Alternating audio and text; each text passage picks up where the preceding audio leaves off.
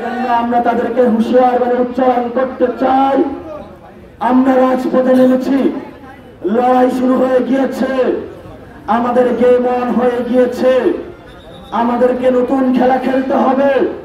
পুরাতন বন্দোবস্তে আমরা নাই, নতুন খেলা আমাদেরকে তৈরি করতে হবে।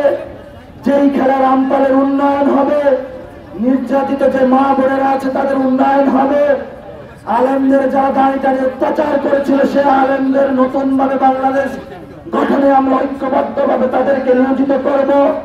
এই জন্য রামপালের ছাত্র জনতা, যুবা, নারী, আলেম যারা সমাজে রয়েছেন, আপনারা সহ ঐক্যবদ্ধ থাকবেন, নতুন বাংলাদেশ গঠনে আমাদেরকে সাপোর্ট দিবেন।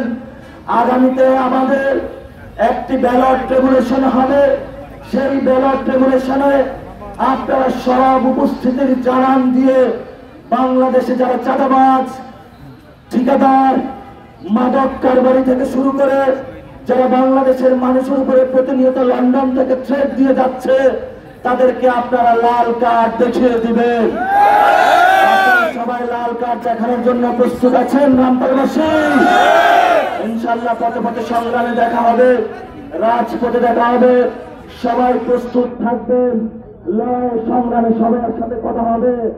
সবাইকে আসসালাম, ভালো থাকবেন রামপালবাসী।